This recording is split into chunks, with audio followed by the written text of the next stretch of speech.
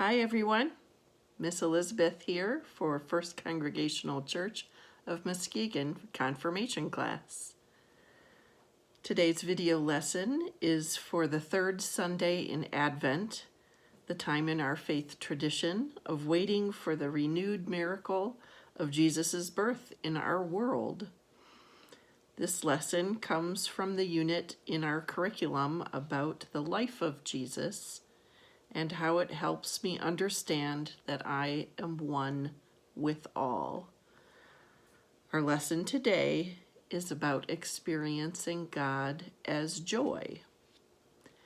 We're following the Progressive Christianity curriculum, The Joyful Path, that First Congregational Church has purchased, although we do not own the copyright to this material. During this Advent season, we will explore ways of experiencing God and God's enduring love for us as we await the renewing celebration of the miracle of Christmas. Our affirmation is, "My joy is complete when I experience God's living presence within." Here's some quotes I want to share. From the Bible, Book of John, chapter 15, verse 11. "I have said these things to you so that my joy might be in you and that your joy may be complete." And from the familiar carol, "Joy to the World."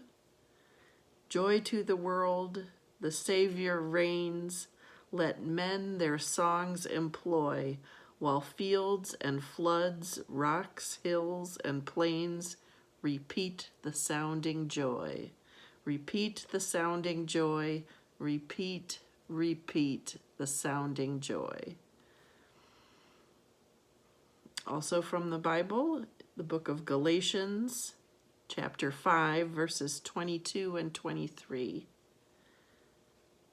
By contrast, the fruit of the Spirit is love, joy, peace, patience, kindness, generosity, faithfulness, gentleness, and self-control.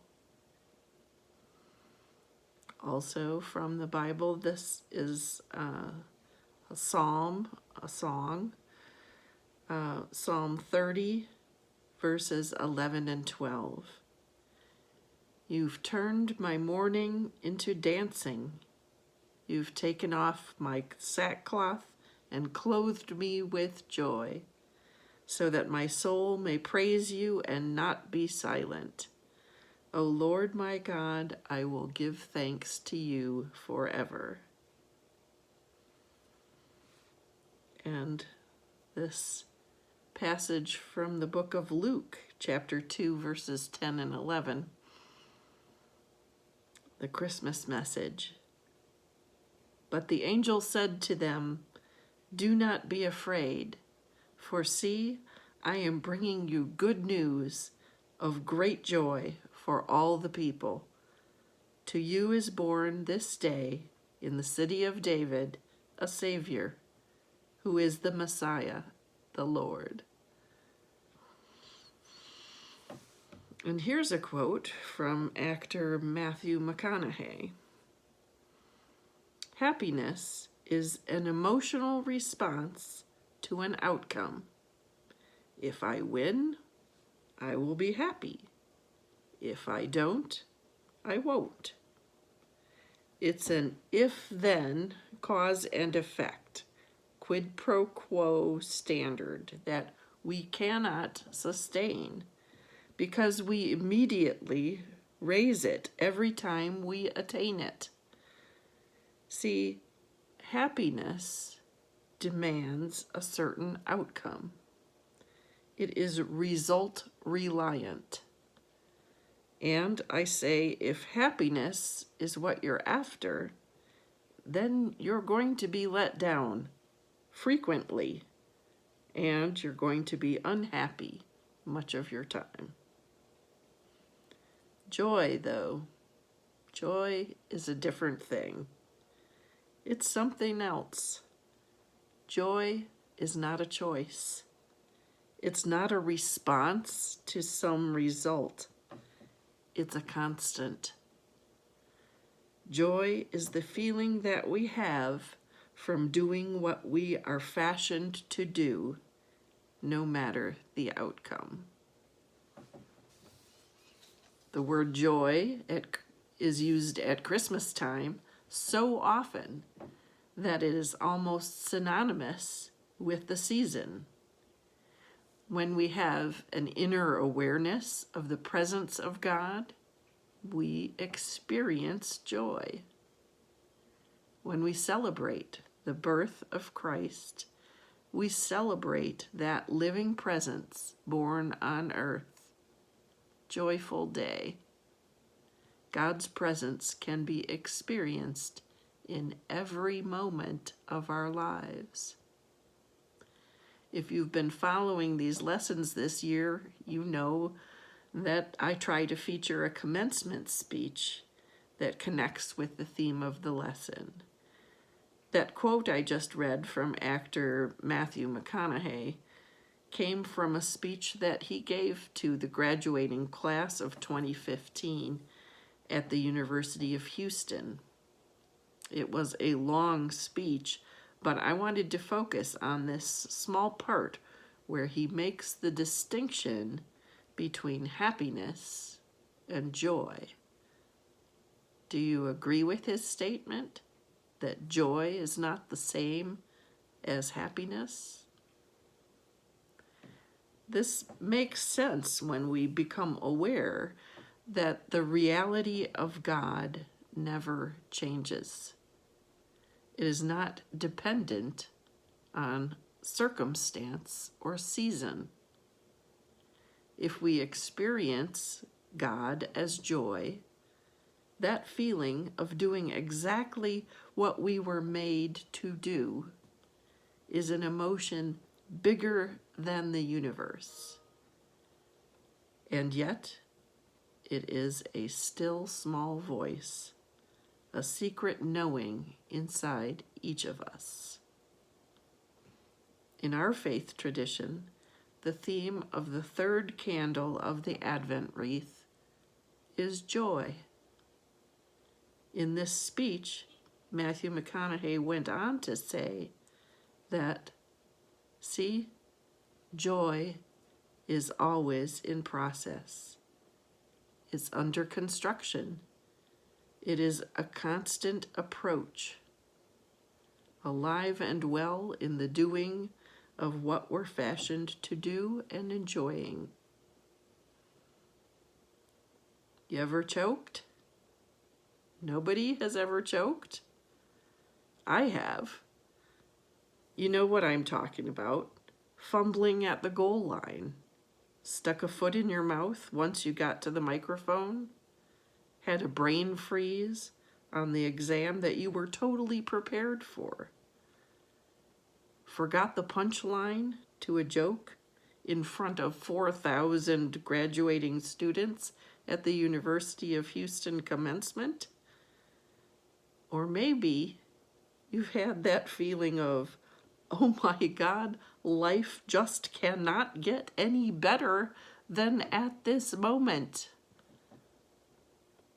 And ask yourself, do I deserve this? Now, what happens when we get that feeling? We tense up.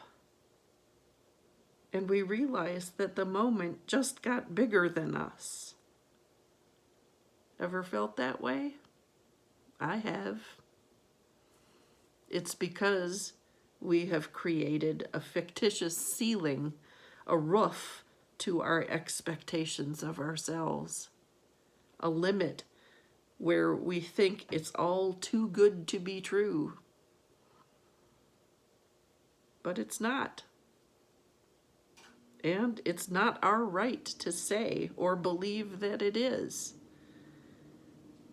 We shouldn't create these restrictions on ourselves. A blue ribbon, a statue, a score, a great idea, the love of our life, a euphoric bliss? Who are we to think that we don't deserve or haven't earned these gifts when we get them? It's not all right. But if we stay in process within ourselves, in the joy of the doing, we will never choke at the finish line. Why? Because we aren't thinking of the finish line. Because we're not looking at the clock.